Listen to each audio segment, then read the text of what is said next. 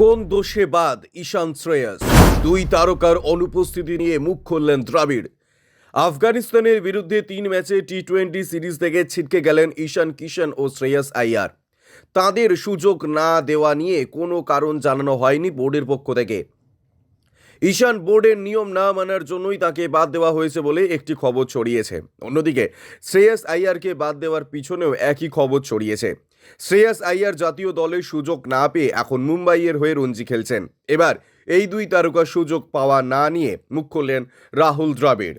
Repeat, ঈশান শ্রেয়াসের বাদ নিয়ে মুখ খুললেন দ্রাবিড়। আফগানিস্তানের বিরুদ্ধে 3 ম্যাচে টি-20 সিরিজ থেকে ছিটকে গেলেন ঈশান কিষান ও শ্রেয়াস আইয়ার। তাদের সুযোগ না দেওয়া নিয়ে কোনো কারণ জানানো হয়নি বোর্ডের পক্ষ থেকে। ঈশান বোর্ডের নিয়ম না মানার জন্যই তাকে বাদ দেওয়া হয়েছে বলে একটি খবর ছড়িয়েছে। অন্যদিকে শ্রেয়াস আইয়ারকে বাদ দেওয়ার পেছনেও একই খবর ছড়িয়েছে।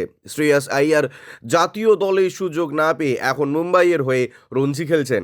এইবার এই দুই তারকার সুযোগ না পাওয়া নিয়ে মুখ খুললেন রাহুল দ্রাবিড়।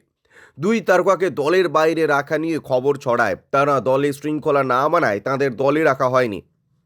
এবার রাহুল দ্রাবিড় জানালেন শৃঙ্খলাজনিত কারণে তাদের দলের বাইরে রাখা হয়নি। তিনি কারণ হিসেবে জানান, দলে অতিরিক্ত ব্যাটার রাখা সম্ভব নয়, কারণ দলে এখন অনেক প্রতিশ্রুতিবান ক্রিকেটার রয়েছেন।